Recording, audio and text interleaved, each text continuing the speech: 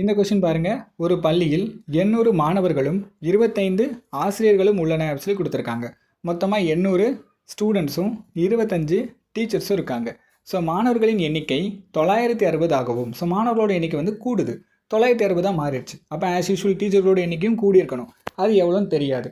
அடுத்த லைன் பாருங்க, மாணவர் மற்றும் ஆசிரியர்களின் விகிதம். அப்போ 2 பேருக்கும் தான் விகிதம் பார்க்குறாங்க, நான் நடுவில் இஸ்ட் போட்டுக்கணும். அதே மாதிரி இங்கேயும் நடுவில் இஸ்ட் போட்டுக்கணும். சரிங்களா?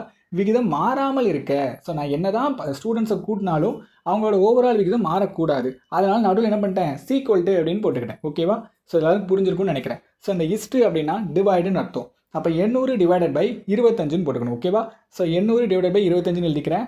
So divided by 25 is equal to அதே மாதிரி 960 டிவைடட் பை எக்ஸ்ன்னு போட்டுக்கிட்டேன். சூப்பர். இப்போ இந்த 0 இந்த 0, இப்போ மறுபடியும் என்ன பண்ணலாம், 5ஆல் அடிப்போமா, 5ன்னு வரும்.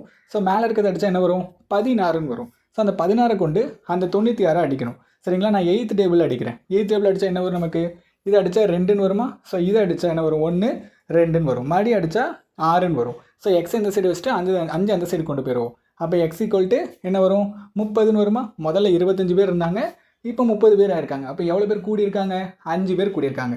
அப்போ 5 பேர் நியமிச்சா கரெக்டாக இருக்கும் அப்படிங்கிறத ஆன்சர்.